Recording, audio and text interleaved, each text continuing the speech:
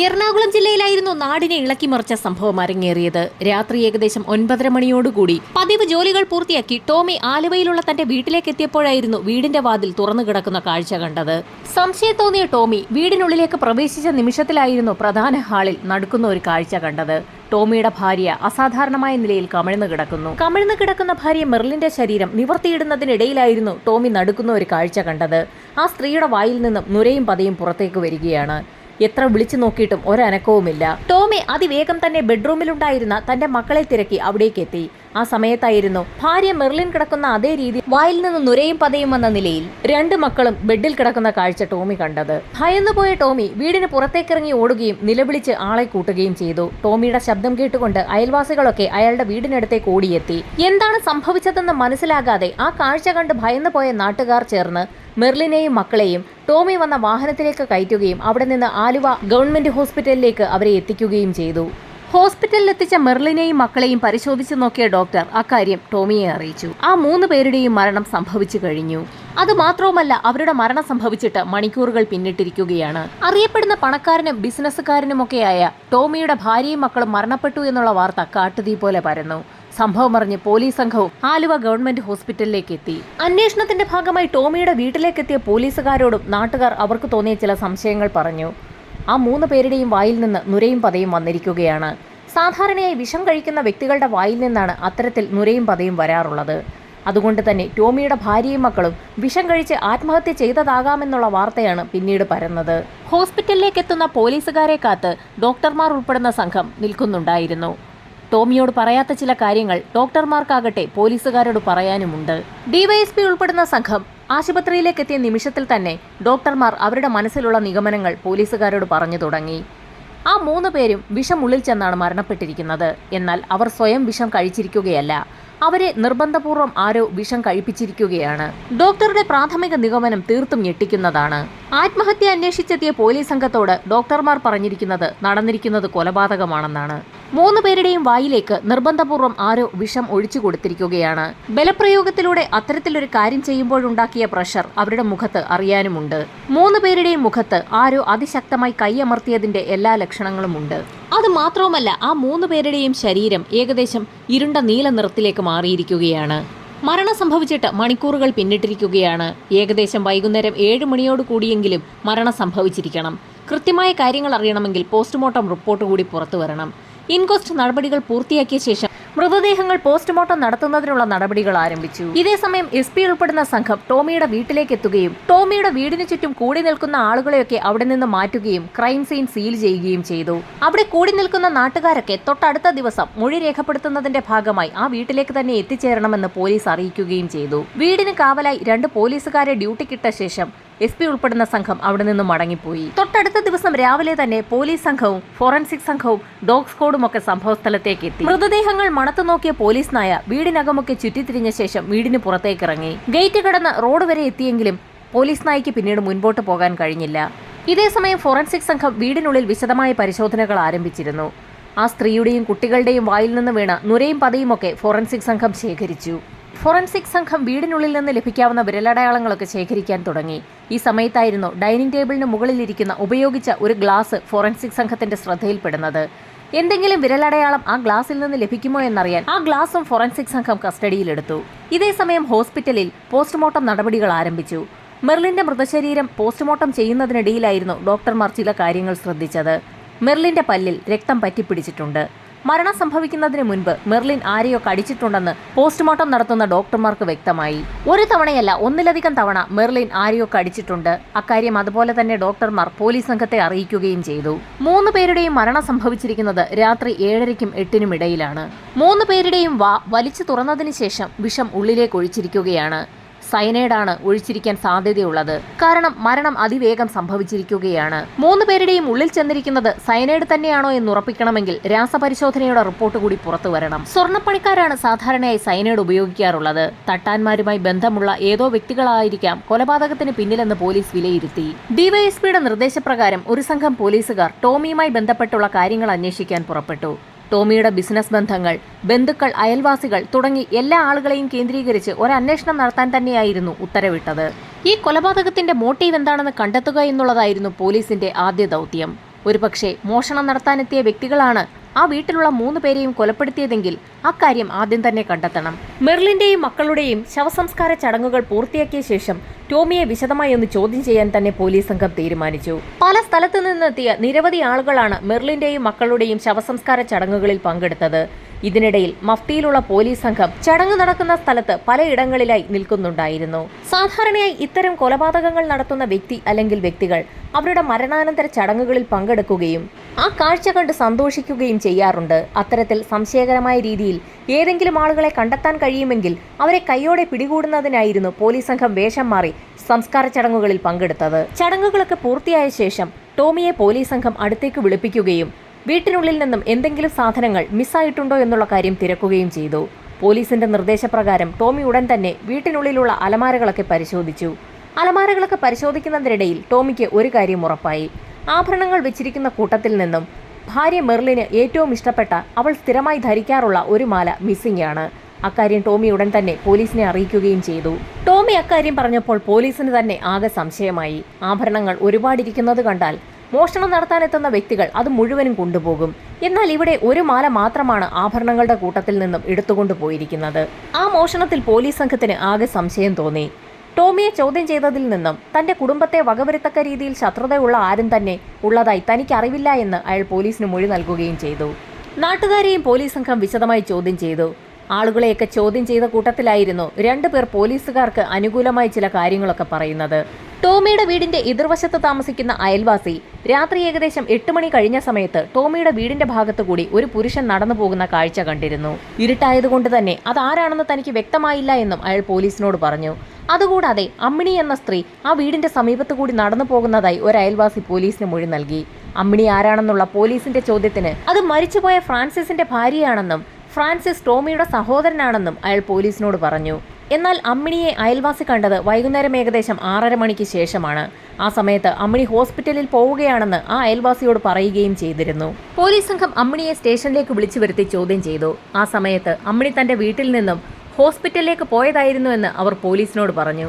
അത് മാത്രവുമല്ല, അമ്മിണി ഹോസ്പിറ്റലിലേക്ക് പോയത് കണ്ടതായി ആ അയൽവാസിയും പോലീസിനോട് പറഞ്ഞിട്ടുണ്ട്. അതുകൊണ്ട് തന്നെ സംശയിക്കുന്നവരുടെ ലിസ്റ്റിൽ നിന്നും പോലീസ് സംഘം അമ്മിണിയെ ഒഴിവാക്കി. ഇനി പോലീസിന്റെ മുൻപിൽ സംശയിക്കുന്നവരുടെ ലിസ്റ്റിൽ ഉൾപ്പെട്ടിട്ടുള്ള ഒരേയൊരു വ്യക്തി സംഭവം നടന്ന ദിവസം രാത്രി ഏകദേശം 8 മണിക്ക് ശേഷം ടോമിയുടെ വീടിന്റെ സമീപത്തുകൂടി നടന്നുപോയ ആ അപരിചിതനാണ്. ടോമിയുടെ ബന്ധുക്കളെ ഓരോരുത്തരെയായി പോലീസ് സംഘം വിശദമായി ചോദ്യം ചെയ്തു. അങ്ങനെ ചോദ്യം ചെയ്യുന്നതിനിടയിലായിരുന്നു ടോമിയുടെ സഹോദരി ജോസഫൈൻ പോലീസിനോട് ചില കാര്യങ്ങൾ തുറന്നു പറയുന്നത്.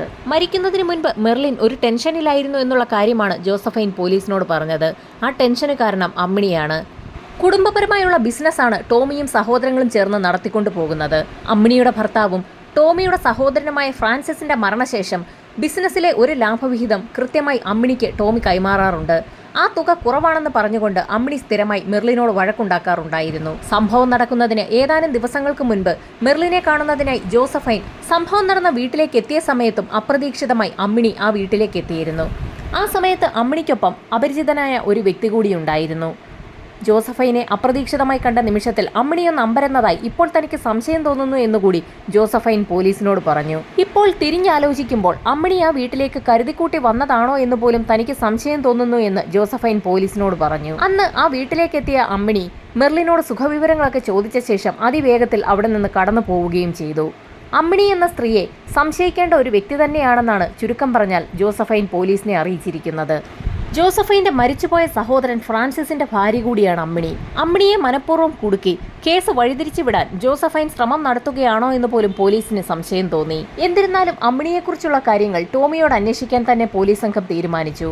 ടോമിയുടെ ഭാര്യയും അമ്മിണിയും തമ്മിൽ എന്തെങ്കിലും പ്രശ്നമുണ്ടായിട്ടുണ്ടോ എന്നുള്ളതായിരുന്നു പോലീസിന്റെ ചോദ്യം. അതിന് കൃത്യമായ മറുപടിയും ടോമി പോലീസിനോട് പറഞ്ഞു. ഏതാനും നാളുകൾക്ക് മുൻപായിരുന്നു ഒരു ഓപ്പറേഷനുമായി ബന്ധപ്പെട്ട് അമ്മിണി ഹോസ്പിറ്റലിൽ അഡ്മിറ്റ് ആയത്. ആ സമയത്ത് ടോമിയുടെ ഭാര്യ മെർലിൻ അമ്മിണിയെ കാണാൻ ഹോസ്പിറ്റലിൽ എത്തിയിരുന്നു. ആ സമയത്ത് ഹോസ്പിറ്റലിൽ അമ്മിണിക്കൊപ്പം ഒരു ചെറുപ്പക്കാരൻ കൂടി ഉണ്ടായിരുന്നു. ടെലിഫോൺ ഡിപ്പാർട്ട്മെന്റിൽ വർക്ക് ചെയ്യുന്ന ലൈൻമാനായ കാർത്തികേയൻ എന്ന വ്യക്തിയായിരുന്നു അത്. അയാൾ താമസിക്കുന്നത് അമ്മിണിയുടെ കോമ്പൗണ്ടിൽ തന്നെയാണ്. കാർത്തികേയൻ എന്തിനാണ് ഹോസ്പിറ്റലിൽ അമ്മിണിക്കൊപ്പം കൂട്ടിരിക്കുന്നതെന്ന് മെർലിൻ അന്ന് അമ്മിണിയോട് ചോദിച്ചിരുന്നു. എന്നാൽ മെർലിന്റെ ആ ചോദ്യം അമ്മിണിക്ക് ഇഷ്ടപ്പെട്ടില്ല. അങ്ങനെ അവർ തമ്മിൽ ഒന്ന് ഉരസുകയും ചെയ്തു. അക്കാര്യം അന്ന് വൈകുന്നേരം തന്നെ മെർലിൻ ഭർത്താവ് ടോമിയെ അറിയിക്കുകയും ചെയ്തിരുന്നു. അതല്ലാതെ അവർ തമ്മിൽ എന്തെങ്കിലും പ്രശ്നമുള്ളതായി തനിക്ക് അറിവില്ല എന്നും ടോമി പോലീസിനോട് പറഞ്ഞു. പോലീസ് സംഘത്തിന് നാട്ടുകാരെ ചോദ്യം ചെയ്യുന്നതിനിടയിൽ അമ്മിണിയും അയൽവാസിയായ കാർത്തികേയനും തമ്മിലൊരു ബന്ധമുണ്ടെന്നുള്ള കാര്യം നേരത്തെ തന്നെ മനസ്സിലായതാണ്. അമ്മിണിയുടെ വീടിന് തൊട്ടടുത്ത് തന്നെ ഒരൊറ്റമുറിയിലാണ് കാർത്തികേയന്റെ താമസം. ഭർത്താവ് മരിച്ച ഒരു സ്ത്രീ താമസിക്കുന്നതിന്റെ തൊട്ടടുത്ത് ഒരു ചെറുപ്പക്കാരൻ താമസിക്കുമ്പോൾ അവരെ തമ്മിൽ ചേർത്ത് പറയാൻ നാട്ടുകാർക്ക് പ്രത്യേക ബിരുദാണ്. അതുകൊണ്ട് തന്നെ അന്ന് നാട്ടുകാർ പറഞ്ഞപ്പോൾ പോലീസ് സംഘം അതത്ര കാര്യമാക്കിയിരുന്നില്ല. എന്നാൽ ഇപ്പോൾ ടോമി പറഞ്ഞപ്പോൾ അതിലെന്തോ ഒരു സത്യമുണ്ടെന്ന് പോലീസ് സംഘത്തിന് തോന്നി. ഒരു ചെറുപ്പക്കാരൻ സംഭവം നടന്ന ദിവസം ടോമിയുടെ വീടിന് സമീപത്തുകൂടി നടന്നു പോയതായി അയൽവാസി പോലീസിന് മൊഴി നൽകിയിട്ടുണ്ട്. അതിനി ഒരു പക്ഷേ കാർത്തികേയനാകുമോ എന്നുള്ള ഒരു സംശയമാണ് പോലീസിന് തോന്നിയത്. പോലീസ് സംഘം ഉടൻ തന്നെ കാർത്തികേയനെ സ്റ്റേഷനിലേക്ക് വിളിച്ചു വരുത്തി. പല കാര്യങ്ങളും പോലീസ് സംഘം കാർത്തികേയനോട് ചോദിച്ചു.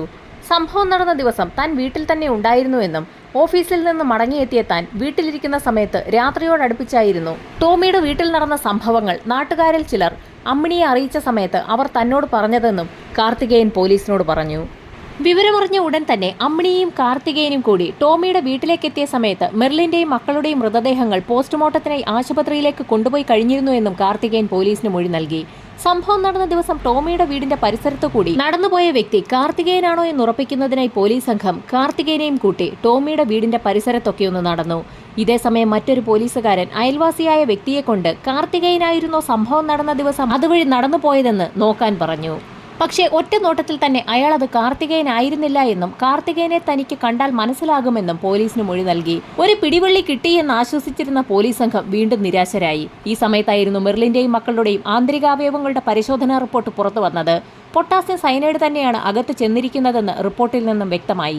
അന്വേഷണമാകെ വഴിമുട്ടി നിൽക്കുന്ന സമയത്താണ് നാട്ടുകാർ പറഞ്ഞ മൊഴിയൊക്കെ വിശദമായി ഒന്നുകൂടി പരിശോധിക്കാൻ പോലീസ് സംഘം തീരുമാനിച്ചത്. നാട്ടുകാർ നൽകിയ മൊഴി എത്രത്തോളം വിശ്വാസയോഗ്യമാണെന്ന് കണ്ടെത്തുന്നതിനായി ഒരു സംഘം പോലീസുകാരെ നിയോഗിച്ചിട്ടുണ്ടായിരുന്നു. അവരുടെ റിപ്പോർട്ട് ഉടൻ തന്നെ പുറത്തു വന്നു. നാട്ടുകാർ പറഞ്ഞിരിക്കുന്ന മൊഴികളൊക്കെ വളരെ കൃത്യമാണ്. എന്നാൽ ഒരാളുടെ മൊഴി മാത്രം കളവാണെന്നും പോലീസ് കണ്ടെത്തി. അത് അമ്മിണിയുടെ മൊഴിയാണ്. സംഭവം നടന്ന ദിവസം വൈകുന്നേരം 6:30 മണിയോടുകൂടി സമീപത്തുണ്ടായിരുന്ന തരകൻസ് ഹോസ്പിറ്റലിലേക്ക് അമ്മിണി പോയിരുന്നു എന്ന് അവർ പോലീസിന് മൊഴി നൽകിയിട്ടുണ്ടായിരുന്നു. എന്നാൽ തരകൻസ് ഹോസ്പിറ്റലിൽ നടത്തിയ അന്വേഷണത്തിൽ അന്ന് വൈകുന്നേരം 6:30 മണിക്ക് ശേഷം അമ്മിണി ഹോസ്പിറ്റലിൽ എത്തിയിട്ടില്ല എന്ന് പോലീസ് കണ്ടെത്തി. അമ്മിണിയെ വിശദമായി ചോദ്യം ചെയ്യാൻ തീരുമാനിച്ച പോലീസ് സംഘം അവരുടെ വീട്ടിലേക്കെത്തി. നാട്ടുകാർ പറഞ്ഞതുപോലെ തന്നെ അമ്മിണിയുടെ വീടിന്റെ കോമ്പൗണ്ടിൽ തന്നെ ഒരൊറ്റ മുറിയിലാണ് കാർത്തികേയനും താമസിക്കുന്നത്. പോലീസ് സംഘത്തെ കണ്ടപ്പോൾ തന്നെ അമ്മിണി വീടിനുള്ളിൽ നിന്നും പുറത്തേക്ക് വന്നു. സംഭവം നടന്ന ദിവസം വൈകുന്നേരം എവിടെ പോയിരിക്കുകയായിരുന്നു എന്ന് പോലീസ് ഒന്നുകൂടി അമ്മിണിയോട് ചോദിച്ചു. തരകൻസ് ഹോസ്പിറ്റലിലേക്കാണ് താൻ പോയതെന്ന് നേരത്തെ പോലീസിന് നൽകിയ അതേ മൊഴി തന്നെ അമ്മിണി ആവർത്തിച്ചു. എന്നാൽ പോലീസ് സംഘം തങ്ങൾ നടത്തിയ അന്വേഷണത്തിൽ അമ്മിണി ആ ഹോസ്പിറ്റലിൽ എത്തിയിട്ടില്ല എന്ന് വ്യക്തമായിട്ടുണ്ടെന്ന് പറഞ്ഞപ്പോൾ അമ്മിണിയൊന്ന് വിളറി.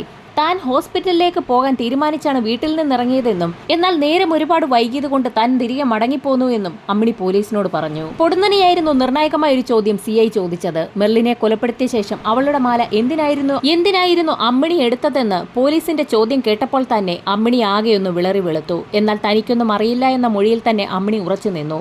പക്ഷേ അമ്മിണിയെ പ്രതി ചേർക്കാൻ പോലീസിന് കഴിയുമായിരുന്നില്ല. കാരണം മരണം സംഭവിച്ച സമയത്ത് തന്നെ ആക്രമിച്ച വ്യക്തിയുടെ കൈ മെർലിൻ കടിച്ചു മുറിച്ചതായി പോസ്റ്റ്മോർട്ടം റിപ്പോർട്ടിൽ തെളിഞ്ഞിട്ടുണ്ട്.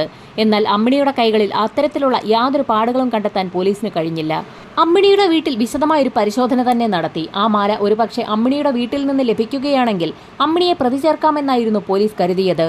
അമ്മിണിയുടെ വീട്ടിലും അതേസമയം കാർത്തികേയന്റെ വീട്ടിലും പോലീസ് സംഘം വിശദമായി തിരച്ചിൽ നടത്തിയെങ്കിലും പ്രത്യേകിച്ചൊന്നും കണ്ടെത്താൻ കഴിഞ്ഞില്ല. കാർത്തികേയന്റെ കയ്യിലും പ്രത്യേകിച്ച് കടിയേറ്റ പാടുകളൊന്നും തന്നെ ഉണ്ടായിരുന്നില്ല. എന്നാൽ കാർത്തികേയന്റെ വീട് അരിച്ചു പറക്കുന്നതിനിടയിൽ നിർണായകമായൊരു കത്ത് പോലീസ് സംഘത്തിന് ലഭിച്ചു. ഞെട്ടിക്കുന്ന വിവരങ്ങളായിരുന്നു കത്തിനുള്ളിലുണ്ടായിരുന്നത്. ടോമി തന്നെ ചതിച്ച ശേഷം മറ്റൊരാളുമായി കരാറിലേർപ്പെട്ടു എന്നായിരുന്നു കത്തെഴുതിയ വ്യക്തി പറഞ്ഞിട്ടുണ്ടായിരുന്നത്. അതുകൊണ്ട് തന്നെ ടോമിയെയും കുടുംബത്തെയും ഇല്ലാതാക്കുന്നതിനായി വല്ല കൂടോത്രവും ചെയ്യണമെന്നായിരുന്നു കത്തെഴുതിയ വ്യക്തി കത്തിൽ സൂചിപ്പിച്ചിട്ടുള്ളത്. എന്നാൽ കത്തെഴുതിയ വ്യക്തിയുടെ പേര് അതിനുള്ളിൽ ഉണ്ടായിരുന്നില്ല. കത്തെഴുതിയത് ആരാണെന്ന് എത്ര ചോദിച്ചിട്ടും കാർത്തികേയൻ പോലീസിനോട് പറഞ്ഞതുമില്ല. ഈ സമയത്ത് അമ്മിണിയുടെ വീട് ഒന്നുകൂടി അരിച്ചു പറക്കാൻ പോലീസ് സംഘം തീരുമാനിച്ചു. അമ്മിണിയുടെ വീട്ടിൽ നിന്നും അവർ സ്ഥിരമായി എഴുതാറുണ്ടായിരുന്ന ഒരു ഡയറി കുറിപ്പ് പോലീസ് കണ്ടെടുത്തു. ഡയറിയിലെ കൈയക്ഷരവും കാർത്തികേയന്റെ വീട്ടിൽ നിന്ന് ലഭിച്ച കത്തിലെ കൈയക്ഷരവും ഏകദേശം ഒരുപോലെയാണെന്ന് മനസ്സിലാക്കിയ പോലീസ് സംഘം അത് വിദഗ്ധ പരിശോധനയ്ക്ക് അയക്കാൻ തീരുമാനിച്ചു. ഇതോടൊപ്പം തന്നെ അമ്മിണിയെയും കാർത്തികേയനെയും വിശദമായി ചോദ്യം ചെയ്യുന്നതിനായി പോലീസ് സ്റ്റേഷനിലേക്ക് വിളിച്ചു വരുത്തി. വിശദമായി ചോദ്യം ചെയ്തപ്പോൾ അമ്മിണി പല കാര്യങ്ങളും തുറന്നു പറഞ്ഞു. ഏതാനും നാളുകൾക്ക് മുൻപ് സ്കൂൾ തുറക്കുന്ന ഒരു സമയത്ത് തന്റെ മകന് ഒരു കോട്ട് തയ്പ്പിക്കുന്നതിന് തുണിയെടുക്കുന്നതിനായി ടോമിയുടെ തുണിക്കടയിലേക്ക് അമ്മിണി പോയിരുന്നു. സിൽക്ക് കൊണ്ടുള്ള ഒരു കോട്ട് തയ്പ്പിക്കുന്നതിനായിരുന്നു അമ്മിണി തുണിയെടുക്കാൻ പോയത്. എന്നാൽ അതിനൊക്കെ വലിയ വിലയാകുമെന്നും കുറഞ്ഞ ഏതെങ്കിലും തുണിയെടുത്തുകൊണ്ട് പൊയ്ക്കോളാനും ടോമി അമ്മിണിയോട് പറഞ്ഞു. തനിക്ക് സിൽക്കിന്റെ തുണി തന്നെ വേണമെന്ന് അമ്മിണി വാശി പിടിച്ചപ്പോൾ കടയിൽ കൂടി നിന്ന ആളുകളൊക്കെ കേൾക്കെ പരസ്യമായി ടോമി അമ്മിണിയെ അപമാനിക്കുകയും ചെയ്തു. ആ കടയിലുണ്ടായിരുന്ന സിൽക്കിന്റെ തുണി മുഴുവനും എടുത്ത് അമ്മിണിക്ക് കൊടുക്കെന്നും അങ്ങനെയെങ്കിലും അവളുടെ ആർത്തി തീരട്ടെ എന്നുമായിരുന്നു അയാൾ പറഞ്ഞത്. ആളുകൾക്ക് മുൻപിൽ വെച്ച് അപമാനിതയായ അമ്മിണി കരഞ്ഞുകൊണ്ടായിരുന്നു അന്ന് അവിടെ നിന്നും ഇറങ്ങിപ്പോയത്.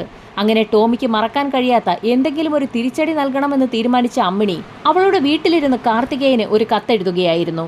ഒരു ഹിന്ദു കൂടിയായ കാർത്തികേയന് മന്ത്രവാദികളുമൊക്കെയായി ബന്ധമുണ്ടാകുമെന്ന് കരുതി ഏതെങ്കിലും മന്ത്രവാദികളെ കൊണ്ട് കൂടോത്രം ചെയ്യിപ്പിച്ച് ടോമിയുടെ വീട് തകർക്കുക എന്നുള്ളതായിരുന്നു അമ്മിണിയുടെ ലക്ഷ്യം. അത്തരത്തിൽ അമ്മിണി എഴുതിയൊരു കത്തായിരുന്നു കാർത്തികേയന്റെ വീട്ടിൽ നിന്നും പോലീസ് സംഘത്തിന് ലഭിച്ചത്. അങ്ങനെ അന്ന് അമ്മിണി അവളുടെ വീട്ടിൽ നിന്നിറങ്ങി കാർത്തികേയനൊപ്പം ചില മന്ത്രവാദികളെയൊക്കെ കാണുകയും കാര്യം അവരോട് പറയുകയും ചെയ്തു. മന്ത്രവാദികളുടെ നിർദ്ദേശപ്രകാരം പൂജിച്ച് നൽകിയ ചില വസ്തുക്കളൊക്കെ ടോമിയുടെ വീടിന് പരിസരത്തൊക്കെ അമ്മിണിയും കാർത്തികേയനും ചേർന്ന് കുഴിച്ചിടുകയും ചെയ്തു. അമ്മിണിയുടെ മൊഴിയനുസരിച്ച് മന്ത്രവാദികളെയൊക്കെ പോലീസ് സംഘം ഉടൻ തന്നെ പിടികൂടി. അമ്മിണി പറഞ്ഞ അതേ കാര്യങ്ങൾ തന്നെയായിരുന്നു മന്ത്രവാദികളും ആവർത്തിച്ചത്. മന്ത്രവാദത്തിലൂടെ ടോമിയെയും കുടുംബത്തെയും തകർക്കുന്നതിനായി അമ്മിണി ഒരു ശ്രമം നടത്തിയിരിക്കുകയാണ്. ഒരുപക്ഷെ അതേൽക്കാതെ വന്നതോടുകൂടി ടോമിയുടെ ഭാര്യയെയും മക്കളെയും അമ്മിണി തന്നെ വകവരുത്തിയതാണോ എന്ന് പോലീസിന് സംശയമുണ്ടായി. എന്നാൽ അത് തെളിയിക്കത്തക്ക യാതൊരു വിധത്തിലുള്ള തെളിവുകളും അമ്മിണിയുടെയോ കാർത്തികേയന്റെയോ വീട്ടിൽ നിന്നും പോലീസിന് കണ്ടെടുക്കാനും കഴിഞ്ഞില്ല. ഈ സമയത്തായിരുന്നു കാർത്തികേയൻ വർക്ക് ചെയ്തിരുന്ന ടെലിഫോൺ ഡിപ്പാർട്ട്മെന്റിൽ നിന്നും ലീവ് ലെറ്റർ എഴുതി വാങ്ങിക്കുന്നതിനായി ഒരു ജോലിക്കാരൻ അവിടേക്ക് വന്നത്. കാർത്തികേയൻ ഒപ്പിട്ട് കൊടുക്കുന്നത് കണ്ടപ്പോൾ പോലീസ് സംഘത്തിന് ചെറിയൊരു കൗതുകം തോന്നി. പോലീസ് സംഘം കാർത്തികേയനുമായി ആലുവ ടെലിഫോൺ ഡിപ്പാർട്ട്മെന്റിന്റെ ഓഫീസിലേക്ക് ഒരു അന്വേഷണത്തിനായി പുറപ്പെട്ടു. കാർത്തികേയൻ ഇരിക്കുന്ന സീറ്റിലും അയാൾ സാധനങ്ങൾ കൊണ്ടുവയ്ക്കുന്ന സ്ഥലത്തുമൊക്കെ വിശദമായ ഒരു അന്വേഷണം നടത്തുന്നതിനിടയിൽ അവിടെ ഒരു ബോക്സ് സംശയാസ്പദമായ രീതിയിൽ കാർത്തികേയൻ ഒളിപ്പിച്ചു വെച്ചിരിക്കുന്നത് പോലീസിന്റെ ശ്രദ്ധയിൽപ്പെട്ടു. ആ ബോക്സ് പരിശോധിച്ചപ്പോൾ മെർലിന്റെ കാണാതായ മാല ആ ബോക്സിനുള്ളിൽ നിന്നും പോലീസിന് ലഭിച്ചു.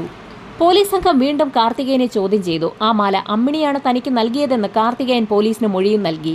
അങ്ങനെ പോലീസ് സംഘം അമ്മിണിയെ വീണ്ടും സ്റ്റേഷനിലേക്ക് വിളിച്ചു വരുത്തി വിശദമായി ഒന്നുകൂടി ചോദ്യം ചെയ്തു. തനിക്ക് പണത്തിന് ആവശ്യം വന്നൊരു സമയത്ത് മെർലിൻ ആ മാല കടമായി നൽകിയതാണെന്നായിരുന്നു അമ്മിണി പോലീസുകാരോട് പറഞ്ഞത്.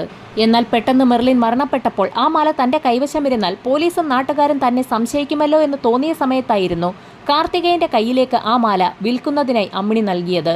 മെർലിന്റെ മരണവുമായി ബന്ധപ്പെട്ടുള്ള പ്രശ്നങ്ങളൊക്കെ ഒന്നൊതുങ്ങുന്ന സമയത്ത് ആ മാല വിൽക്കാമെന്നായിരുന്നു കാർത്തികേയൻ തീരുമാനിച്ചിരുന്നത്. ടെലിഫോൺ ഡിപ്പാർട്ട്മെന്റിന്റെ ഓഫീസിലാകുമ്പോൾ പെട്ടെന്നാരും കണ്ടെത്തുകയില്ല എന്ന് ഉറപ്പുള്ളതുകൊണ്ടായിരുന്നു കാർത്തികേയൻ ആ മാല ഓഫീസിനുള്ളിൽ ഒളിപ്പിച്ചത്. പ്രതികളെ പിടിച്ചു എന്ന് കരുതിയ പോലീസ് വീണ്ടും ഇരുട്ടിൽ തപ്പിത്തുടങ്ങി. അമ്മിണിയുടെ മൊഴികളൊക്കെ വിശദമായി തന്നെ പോലീസ് ഒന്നുകൂടി പരിശോധിച്ചു. അമ്മിണി ആദ്യം നൽകിയ മൊഴിയനുസരിച്ച് സംഭവം നടന്ന ദിവസം വൈകുന്നേരം 6:30 മണിയോടുകൂടി തരകൻസ് ഹോസ്പിറ്റലിലേക്ക് പോയിട്ടുണ്ട്. ഒരുപാട് ഇരുട്ടിയതുകൊണ്ട് തന്നെ ഹോസ്പിറ്റൽ പരിസരത്തേക്ക് എത്തുന്നതിന് മുൻപ് തന്നെ അവർ തിരികെ മടങ്ങിയെത്തിയെന്നുള്ളതായിരുന്നു രണ്ടാമത് അവർ പോലീസിന് നൽകിയ മൊഴി. എന്നാൽ അവരുടെ വീടും ഹോസ്പിറ്റലും തമ്മിൽ വലിയ ദൂരമൊന്നുമില്ല. അതുകൊണ്ട് തന്നെ അമ്മിണി എത്ര മണിക്കാണ് തിരികെ വീട്ടിലേക്ക് എത്തിയതെന്ന് ഒരന്വേഷണം നടത്താൻ പോലീസ് തീരുമാനിച്ചു. നാട്ടുകാരെയൊക്കെ ഒന്നുകൂടി ചോദ്യം ചെയ്ത സമയത്ത് ഒരയൽവാസി പോലീസിന് നിർണായകമായൊരു മൊഴി നൽകി. സംഭവം നടന്ന ദിവസം വൈകുന്നേരം ഏകദേശം 8:30 മണിയോടുകൂടി അമ്മിണി അവരുടെ വീട്ടിലേക്ക് കയറിപ്പോകുന്നത് കണ്ടു എന്നായിരുന്നു അമ്മിണിയുടെ വീടിന് എതിർവശത്ത് താമസിക്കുന്ന വ്യക്തി പോലീസിന് മൊഴി നൽകിയത്. വൈകുന്നേരം 6:30 മണിക്ക് ശേഷം തരകൻസ് ഹോസ്പിറ്റലിന്റെ ഭാഗത്തേക്ക് പോയ അമ്മിണി 8:30 മണിയോടുകൂടിയാണ് തിരികെ എത്തിയിരിക്കുന്നത്. 1.5 മണിക്കൂറോളം സമയം അമ്മിണി എവിടെയായിരുന്നു എന്നൊന്ന് അന്വേഷിക്കാൻ പോലീസ് തീരുമാനിച്ചു. അതിനായി വീണ്ടും അമ്മിണിയെ പോലീസ് ചോദ്യം ചെയ്തു തുടങ്ങി. 1.5 മണിക്കൂർ സമയം എവിടെയായിരുന്നു എന്നുള്ള പോലീസിന്റെ ചോദ്യത്തിന് അതിനുള്ള ഉത്തരം വിശദമായി പറഞ്ഞു ഫലിപ്പിക്കാൻ അമ്മിണിക്ക് കഴിയാതെ വന്നു. ഒടുവിൽ പോലീസിന്റെ കർക്കശമായ ചോദ്യം ചെയ്യലുകൾക്കൊടുവിൽ അമ്മിണി പല സത്യങ്ങളും പറഞ്ഞു തുടങ്ങി. കൂടോത്രം ചെയ്ത് ടോമിയുടെ കുടുംബത്തെ തകർക്കാൻ കഴിയില്ല എന്ന് മനസ്സിലാക്കിയ സമയത്തായിരുന്നു ജോണി എന്നൊരു വ്യക്തിയുമായി അമ്മിണിക്ക് പരിചയമുണ്ടാകുന്നത്. ടോമിയുടെ കുടുംബത്തെ എങ്ങനെയെങ്കിലും നശിപ്പിക്കണമെന്നുള്ള അമ്മിണിയുടെ ആഗ്രഹത്തിന് ജോണി കൂട്ടുനിൽക്കുകയും ചെയ്തു. ടോമിയുടെ കുടുംബം തകർക്കുന്നതിന് ഏറ്റവും നല്ലത് അയാളുടെ ഭാര്യയും മക്കളെയും വിഷം നൽകി കൊല്ലുക എന്നുള്ളതാണെന്ന് ജോണിയാണ് അമ്മിണിയെ ഉപദേശിച്ചത്. അതിന്റെ അടിസ്ഥാനത്തിൽ വീര്യമേറിയ ചില കീടനാശിനികളൊക്കെ കരുതി ജോണിക്കൊപ്പം അമ്മിണിയും ഒരു ദിവസം വൈകുന്നേരം ടോമിയുടെ വീട്ടിലേക്ക് എത്തി. മെർലിനെ അടുക്കളയിലേക്ക് കൂട്ടിക്കൊണ്ടുപോയി അവിടെ വെച്ച് അവസാനിപ്പിക്കാനായിരുന്നു ഇരുവരുടെയും പ്ലാൻ. ഈ സമയത്തായിരുന്നു അവരുടെ പ്ലാനുകൾ തകർത്തുകൊണ്ട് ടോമിയുടെ കടയിലെ ഒരു ജീവനക്കാരൻ അന്നത്തെ കളക്ഷനും കടപൂട്ടിയ താക്കോലും കൊണ്ട് ആ വീട്ടിലേക്ക് കടന്നു വന്നത്. ജീവനക്കാരൻ അമ്മിണിയെയും ജോണിയെയും കാണുകയും ചെയ്തു. അതുകൊണ്ട് തന്നെ അന്ന് ആ പ്ലാൻ നടപ്പിലാവുകയില്ല എന്ന് മനസ്സിലാക്കിയ ഇരുവരും ടോമിയുടെ വീട്ടിൽ നിന്നും പോവുകയും ചെയ്തു. ടോമിയെയും കുടുംബത്തെയും ഇല്ലാതാക്കിയാൽ വലിയൊരു തുക പ്രതിഫലമായി നൽകാമെന്ന് അമ്മിണി ജോണിക്ക് വാക്ക് നൽകിയിരുന്നു. അതുകൊണ്ട് തന്നെ ആ പ്ലാൻ എങ്ങനെയെങ്കിലും നടപ്പിലാക്കണമെന്ന് തീരുമാനിച്ച ജോണി തോമസ് എന്നൊരു വ്യക്തിയെ കൂടി കൂടെ കൂട്ടാൻ തീരുമാനിച്ചു. തോമസിന്റെ ഐഡിയ പ്രകാരം എക്കാലിക്സും മറ്റൊരു കീടനാശിനിയും കൂടി ചേർത്ത് ആളുകൾക്ക് നൽകിക്കഴിഞ്ഞാൽ അവരുടൻ മരണപ്പെടുമെന്ന് കേട്ടതോടുകൂടി ജോണി അത് സംഘടിപ്പിച്ചു. അങ്ങനെ അമ്മിണിക്കൊപ്പം ജോണിയും തോമസും കൂടി ചേർന്നു. പ്ലാൻ നടപ്പിലാക്കാൻ തീരുമാനിച്ച ആ മൂവർ സംഘം അതിനായി ഒരു ദിവസം തിരഞ്ഞെടുക്കുകയും ടോമിയുടെ വീട്ടിലേക്ക് എത്തുകയും ചെയ്തു. അതൊരു വൈകുന്നേരമായിരുന്നു. ആദ്യം ആ വീടിനുള്ളിലേക്ക് നടന്നു പോയത് അമ്മിണിയായിരുന്നു. അതിനുശേഷം അമ്മിണിയെ കാണാനെന്ന വ്യാജേന ജോണിയും അകത്തേക്ക് കയറി. ഈ സമയത്തായിരുന്നു അവരുടെ പ്ലാനുകൾ തെറ്റിച്ചുകൊണ്ട് വീടിനുള്ളിൽ ജോസഫൈൻ ഉണ്ടെന്നുള്ള കാര്യം അമ്മിണിക്ക് മനസ്സിലായത്. അമ്മിണിയുടെ മരിച്ചുപോയ ഭർത്താവിന്റെ സഹോദരി കൂടിയാണ് ജോസഫൈൻ. അതുകൊണ്ട് തന്നെ ഒന്നും സംഭവിക്കാത്തതുപോലെ അമ്മിണി അവരോട് ഇരുവരോട് സംസാരിച്ച ശേഷം അവിടെ നിന്ന് ധൃതിയിൽ പുറത്തു പോവുകയും ചെയ്തു. ഗേറ്റിന് പുറത്ത് പതുങ്ങി നിൽക്കുകയായിരുന്ന തോമസും അവർക്കൊപ്പം കൂടി. അങ്ങനെ 2 തവണയായിരുന്നു ടോമിയെയും കുടുംബത്തെയും ഇല്ലാതെയാക്കാനുള്ള അമ്മിണിയുടെ പ്ലാൻ പൊളിഞ്ഞത്. അങ്ങനെ അവരെല്ലാവരും കൂടി അമ്മിണിയുടെ വീട്ടിൽ വീണ്ടും ഒത്തുകൂടി. കാർത്തികേയനും അവർക്കൊപ്പം കൂടി. സയനൈഡ് കൊടുത്ത് ആളുകളെ വേഗത്തിൽ കൊല്ലാൻ കഴിയുമെന്നുള്ള നിർദ്ദേശം കാർത്തികേയനായിരുന്നു മുൻപോട്ട് വെച്ചത്. തോമസ് ആ സമയത്ത് സയനൈഡ് സംഘടിപ്പിക്കാമെന്നും ഏറ്റു. അയാൾക്ക് സ്വർണ്ണപ്പണിക്കാരുമായൊക്കെ നല്ല ബന്ധമാണ്. അതുകൊണ്ട് സയനൈഡ് സംഘടിപ്പിക്കാനും ബുദ്ധിമുട്ടുണ്ടായില്ല. അങ്ങനെ സയനൈഡ് സംഘടിപ്പിച്ച് ആ സംഘം മെർലിനെയും കുടുംബത്തെയും ഇല്ലാതാക്കാൻ തന്നെ തീരുമാനിച്ചു. അങ്ങനെ സംഭവം നടന്ന ദിവസം വൈകുന്നേരം ഏകദേശം 6:30 മണിയോടുകൂടി അമ്മിണി മെർലിന്റെ വീട്ടിലേക്ക് എത്തി. കോളിംഗ് ബെൽ അടിച്ച ശേഷം മെർലിൻ വാതിൽ തുറന്നപ്പോൾ തന്നെ അമ്മിണി അകത്തേക്ക് കയറി. ഏതാനും നിമിഷങ്ങൾക്കകം തന്നെ അമ്മിണിയെ കാണാനെന്ന വ്യാജേന ജോണിയും അവിടേക്കെത്തി. ജോണിയെ നേരത്തെ തന്നെ അമ്മിണിക്കൊപ്പം കണ്ടിട്ടുള്ളത് കൊണ്ട് തന്നെ മെർലിന് സംശയവും തോന്നിയില്ല. കുടിക്കാൻ അല്പം വെള്ളം വേണമെന്ന് ജോണി ആവശ്യപ്പെട്ടപ്പോൾ തന്നെ മെർലിൻ അടുക്കളയിലേക്ക് പോയി. ഈ സമയത്ത് ആരും അറിയാതെ തോമസും അവിടേക്കെത്തി. അടുക്കളയിൽ വെള്ളമെടുക്കുകയായിരുന്ന മെർലിന്റെ അടുത്തേക്ക് ജോണിയും തോമസും കൂടി ചെന്നു. മെർലിൻ തിരിഞ്ഞു നോക്കിയ സമയത്ത് പെട്ടെന്നായിരുന്നു 2 ചെറുപ്പക്കാർ തനിക്ക് മുൻപിൽ നിൽക്കുന്നത് മെർലിൻ കണ്ടത്. അമ്പരന്ന് പോയ മെർലിന്റെ കയ്യിൽ നിന്നും വെള്ളവും ഗ്ലാസും ജോണി പിടിച്ചു വാങ്ങുകയും തൊട്ടടുത്തുള്ള ടേബിളിലേക്ക് വെക്കുകയും ചെയ്തു. മെർലിൻ നിലവിളിച്ച് കരയാതിരിക്കുന്നതിനായി അവളുടെ വാ പൊത്തിപ്പിടിക്കാൻ തോമസ് ശ്രമിച്ചെങ്കിലും അവൾ കുതറിമാറി. പെട്ടെന്നായിരുന്നു ജോണി മെർലിന്റെ വാ പൊത്തിപ്പിടിക്കാൻ ശ്രമിച്ചത്. ജോണിയുടെ കൈയിലേക്ക് മെർലിൻ ആഞ്ഞു കടിക്കുകയും ചെയ്തു. അപ്രതീക്ഷിതമായി കടിയേറ്റ ജോണി കൈ പെട്ടെന്ന് തിരിച്ചതും അയാളുടെ കൈയുടെ പിൻഭാഗത്തും കടി കിട്ടി. മെർലിൻ ഓടി രക്ഷപ്പെടാൻ ശ്രമം നടത്തിയെങ്കിലും അവരിരുവരും ചേർന്ന് മെർലിന്റെ വായിലേക്ക് ബലപ്രയോഗത്തിലൂടെ സയനൈഡ് ഒഴിച്ചു കൊടുക്കുകയായിരുന്നു. അകത്തെ മുറിയിൽ പഠിച്ചുകൊണ്ടിരിക്കുകയായിരുന്ന കുട്ടികളുടെ അടുത്തേക്ക് അമ്മിണി ചെല്ലുകയും വാതിൽ ചാരുകയും ചെയ്തിരുന്നു. അതുകൊണ്ട് തന്നെ അടുക്കളയിൽ നടന്ന സംഭവ വികാസങ്ങളൊന്നും ആ കുട്ടികൾ അറിഞ്ഞതുമില്ല. മെർലിന്റെ മരണം ഉറപ്പാക്കിയ ശേഷം ജോണി ആ കുട്ടികൾ ഉണ്ടായിരുന്ന മുറിയിലേക്ക് കടന്നു വന്നു. ജോണിയും അമ്മിണിയും ചേർന്ന് 2 കുട്ടികളെയും ബലപ്രയോഗത്തിലൂടെ സയനൈഡ് കഴിപ്പിക്കുകയായിരുന്നു. കുട്ടികളുടെ മരണവും ഉറപ്പാക്കിയ ശേഷം ടോമിയുടെ മുറിയിലേക്ക് കടന്നു ചെന്ന അമ്മിണി അലമാര തുറന്ന് അലമാരയ്ക്കുള്ളിൽ നിന്നും ഒരു മാല മാത്രം പുറത്തെടുത്തു. അവർക്ക് വ്യക്തമായ പ്ലാൻ ഉണ്ടായിരുന്നു. രാത്രി ഏകദേശം 9:30 മണിയോടുകൂടി ടോമി കടപൂട്ടി വീട്ടിലേക്ക് എത്തുമെന്ന് അമ്മിണിക്ക് അറിയാമായിരുന്നു. ആ സമയത്ത് അയാളെയും അവസാനിപ്പിക്കാൻ തീരുമാനിച്ച അവർ ആ വീടിനുള്ളിൽ തന്നെ പതുങ്ങിയിരുന്നു. പക്ഷേ ഈ സമയത്ത് ജോണിയുടെ കയ്യിലെ മുറിവ് ഗുരുതരമാവുകയും കയ്യിൽ നിന്ന് രക്തം പുറത്തേക്ക് ഒഴുകുകയും ചെയ്തു. അയാൾക്ക് വേദന സഹിച്ച് അധിക സമയം വീടിനുള്ളിൽ കഴിയാൻ പറ്റില്ല എന്ന് മനസ്സിലാക്കിയതോടുകൂടി ആ സംഘം ടോമിയുടെ വീട്ടിൽ നിന്നും പുറത്തിറങ്ങി. അമ്മിണി എല്ലാ കാര്യങ്ങളും പോലീസിനോട് തുറന്നു പറഞ്ഞതോടുകൂടി അമ്മിണിയുടെയും കാർത്തികേയന്റെയും അറസ്റ്റ് പോലീസ് സംഘം രേഖപ്പെടുത്തി. ഈ സമയത്ത് പ്രതികളായിരുന്ന ജോണിയും തോമസും ഒളിവിലായിരുന്നു. ഏകദേശം ഒരാഴ്ചയോടുകൂടി തന്നെ പോലീസ് സംഘം അവരെയും കസ്റ്റഡിയിലെടുത്തു. അന്വേഷണം പൂർത്തിയാക്കി കുറ്റപത്രം കോടതിയിൽ സമർപ്പിച്ചു. അങ്ങനെ വിചാരണയും ആരംഭിച്ചു. ഞെട്ടിക്കുന്ന ഒരു വിധി പ്രഖ്യാപനമായിരുന്നു പെരുമ്പാവൂർ സെഷൻസ് കോടതി നടത്തിയത്. അമ്മിണിയെയും കൂട്ടരെയും വെറുതെ വിട്ടുകൊണ്ടുള്ള ഒരു വിധിയായിരുന്നു അത്. സാഹചര്യ തെളിവുകളും സാക്ഷിമൊഴികളുമൊക്കെ പോലീസ് സംഘം വിശദമായി തന്നെ ഹാജരാക്കിയെങ്കിലും അതൊന്നും അമ്മിണിയും കൂട്ടരും കൊലപാതകം നടത്തിയെന്ന് തെളിയിക്കാൻ ഉതകുന്നതല്ല എന്നായിരുന്നു കോടതി കണ്ടെത്തിയത്. അങ്ങനെ സർക്കാർ അപ്പീലുമായി ഹൈക്കോടതിയെ സമീപിച്ചു. സെഷൻസ് ജഡ്ജിയുടെ കണ്ടെത്തലുകളെയെല്ലാം തള്ളിക്കളഞ്ഞുകൊണ്ടുള്ള ഒരു വിധി പ്രഖ്യാപനമായിരുന്നു ഹൈക്കോടതി നടത്തിയത്. പ്രതികൾക്ക് ജീവപര്യന്തം തടവ് ശിക്ഷ വിധിച്ചുകൊണ്ടുള്ള നിർണായക വിധി പ്രഖ്യാപനമാണ് ഇപ്പോൾ ഹൈക്കോടതി നടത്തിയിരിക്കുന്നത്. അമ്മിണിക്ക് ഭർത്താവില്ല എന്നും കുട്ടികൾ മാത്രമാണുള്ളതെന്നും പരിഗണിച്ച് ഹൈക്കോടതി വധശിക്ഷ ജീവപര്യന്തമാക്കി കുറച്ചിരിക്കുകയാണ്.